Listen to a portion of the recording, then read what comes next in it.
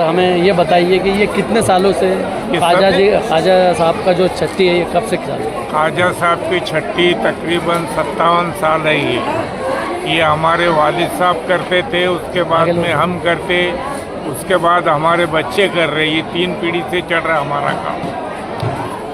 और हमने ख्वाजा साहब से दुआ करे कि हमारा क़यामत तक ये प्रोग्राम चलता रहे। और हमने नया स्कीम एक चालू करा कि गरीब लोगों को संजय नगर, बाजीपुरा, इधर उनको जाके दावत देना लेडीज़ को, और खाना खिलाना, 50 रुपये देना। किसी के पास 2-3 बच्चे रहते उनको 10-10 रुपये देते हम। अच्छा सर, ये बताइए कि ये छठी शरीफ के अलावा और कौन से त्यौहार करते हैं? हम इसके लिए 10 मुहर्रम जी, उसके बाद में 10 मुहर्रम को क्या करते हैं? 10 मुहर्रम के बाद में 12 रब्बीउल अव्वल जी, 12 रब्बीउल अव्वल के पास गौस पाक, उनके पास 10 मुहर्रम जी। 10 मुहर्रम को 67 साल हो रहे हैं। तो ये खाने का सिलसिला चालू है? ये हमारी 3 पीढ़ी से चालू है ये सिलसिला। तकरीबन 40-50 साल हो गए। 57 साल हो गए। 57 साल। जी जी, बहुत बढ़िया। ठीक है, आपका नाम बोलिए सर। मेरा खलील चौधरी साहब किसी नाम और परिचय के मोहताज नहीं। परिवार चौधरी फैमिली किसी नाम और परिचय के मोहताज नहीं। ये कामों के अंदर ज़्यादा से ज़्यादा बढ़कर हिस्सा लेते हो, बढ़ चढ़कर हिस्सा लेते हैं। तो सर क्या कहेंगे आज छठी शरीफ के बारे में? छठी शरीफ तो ये तो हम तो 57 साल के कर रहे हैं जी। तो वैसा देखा जाए अरबी इदारे हिंदुस्तान की जितने भी आते हैं जी अरबी इदारे जी, रमज़ान में अरबी इदारों को भी पैसे दिया जाता है। हर सभी को बहुत ही फाड़ के दिया जाता है। अरबी इदारे को बच्चों को रमज़ान में और बकरीद में उनको कपड़े दिए जाते हैं। मौलाना लोगों को रमज़ान के महीने में इमाम साहब, मौज़िन साहब, उनको भी कपड़े बांटे जाते हैं। उनके मस्जिद में ले आकर दे के नजराना ये करते हैं। एक काम नहीं है जो अल्लाह ताला हमसे ले रहा, कई काम ले रहा है।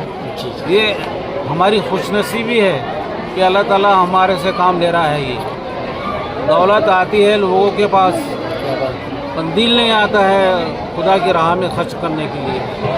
मस्जिदों के लिए भी पैसे देते हैं। अभी हमको और मस्जिदें बनाना है। जहाँ मस्जिद नहीं है वो मेरे पास आके कांटेक्ट करें और वहाँ मस्जिद के तामीर करके देंगे हम। और यहाँ के नौजवानों से क्या अपील करें?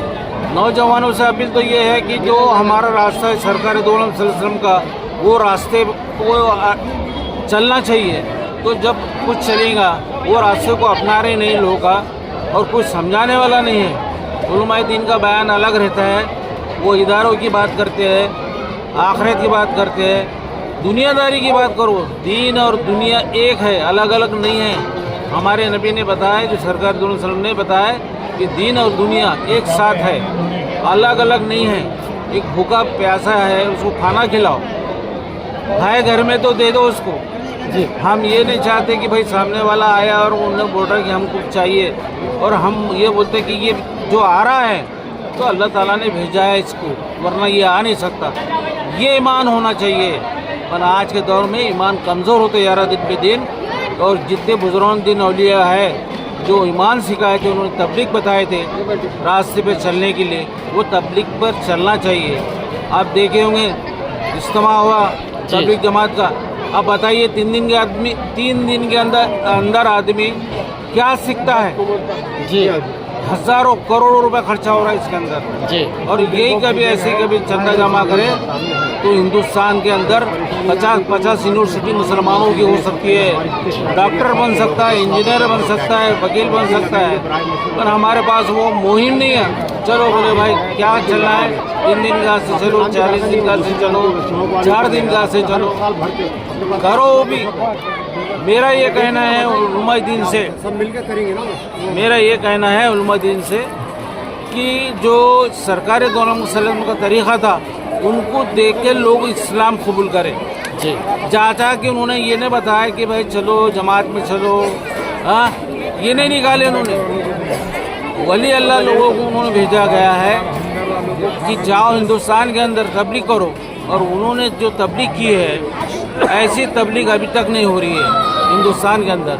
तबलीग करने की वजह ये है कि अपने शरीयत पे चलना पड़ेगा अपने को। शरीयत, तरीक़त, मारिफत और हकीकत, ये 4 चीज़ों को अडॉप्ट करना पड़ता है तो जब चलता है इस्लाम, वरना इस्लाम नहीं चलता है। सर आपने कोरोना के टाइम में भी लोगों की काफ़ी मदद की होगी। जी हाँ ये यहाँ तक कि मैंने लोगों से जिनके फ़ोन आते थे कोरोना के अंदर कि किसी का 1 लाख रुपए बिल भरना है, पैसे नहीं है, तो वहाँ पर भी हमने भेजा अल्लाह के हुक्म से कि भाई हमने ये ऐसा, ये आज हम इंटरव्यू दे रहे करके आपको पता चल रहा है, वरना हम इंटरव्यू भी नहीं देते। नहीं। जो अल्लाह ताला ने दिया है किसी को खाली नहीं भेजने का है, क्योंकि देने वाली ज़ात अल्लाह की है और उसके सिवा कोई नहीं है।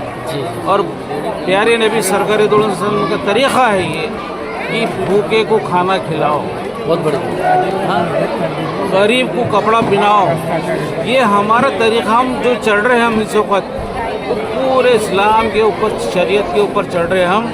शरीयत और तरीक़त और मारिफत और हकीकत पे चल रहे हैं हम, इससे हटकर नहीं चल रहे हम। सर आपका पूरा नाम बोलिए। संभल में मेरा जो हुआ नाम तो उसके बारे में, हाँ, वो संभल में जो हुआ उसके बारे में कुछ बताइए। जो मस्जिद जो निकली है तो ये तो अल्लाह ताला का मौजिज़ा ही है। सर उसी तरह ख्वाजा गरीब नवाज का ख्वाजा जो- गरीब सर वो भी एक ख्वाजा मसला है, उसे कैसा देखते हैं आप? अरे ता क़यामत तक ख्वाजा साहब के मज़ार को कोई धक्का नहीं लगा सकता, ना हमारे सरकार दो आलम सल्लल्लाहु अलैहि वसल्लम के रोज़े को धक्का नहीं लगा सकता है। ये तो मामूली बात है, सारी दुनिया उन्हीं के ऊपर टिकी हुई है। जी जी। कायनात जो बनी है हमारे सरकार दो आलम सल्लल्लाहु अलैहि वसल्लम के लिए कायनात बनी है, वरना कायनात बनती नहीं थी। और ऐसे वली लोगों को जो बोलते हैं वो लोग, उनका क्या अंजाम होता है आपने देखते हैं। वो कहीं के नहीं रहेंगे। वो Yes, sir. जिनने भी इशू उठाया है वो कभी भी फना हो जाता है। सर एक तरफ ऐसा होता है, एक तरफ ये बात होती है और दूसरी तरफ जो है तो देश के प्रधानमंत्री मोदी जो है तो वहाँ पर चादर भेजते हैं, तो इसे कैसा देखते हैं? तो चादर तो भेजना ज़रूरी है ना उनको, क्योंकि उन्हीं से तो राज चल रहा है हिंदुस्तान का। वो हिंदुस्तान के शहंशाह है, नायब रसूल है, एशिया खंड के नायब रसूल है इन्हों, ख्वाजा गरीब नवाज रहमतुल्लाह अलैह। और आलम के है सरकार दो आलम सल्लल्लाहु अलैहि वसल्लम, वो नबी है, वो हुजूर है।